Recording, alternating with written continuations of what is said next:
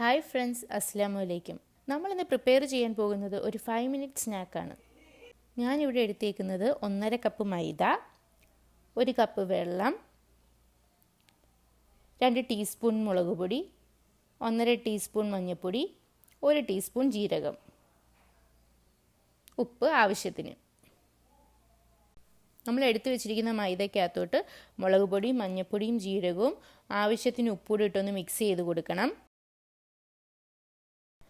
പിന്നെ കരിഞ്ജീരകം ഇടേണ്ടവർക്കിടാം, എള്ളിടേണ്ടവർക്കിടാം.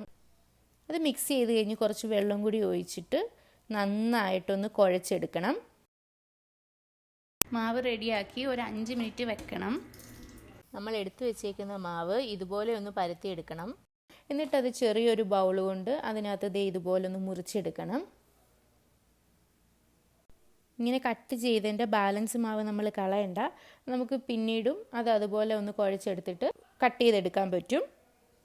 നമ്മുടെ പാൻ വെച്ചു, എണ്ണ ചൂടായി വന്നിട്ടുണ്ട്. അതിലേക്ക് നമ്മൾ പരത്തിയത് ഇട്ട് കൊടുക്കാം. നന്നായിട്ട് എണ്ണ ചൂടായി വരണം, നന്നായിട്ടൊന്ന് മൊരിയണം. എന്നാലേ ഇത് നല്ല കറുമുറ സ്നാക്കായിട്ട് നമുക്ക് കിട്ടൂ. മക്കൾക്കൊക്കെ പെട്ടെന്ന് ഉണ്ടാക്കി കൊടുക്കാൻ പറ്റിയൊരു സ്നാക്കാണ്.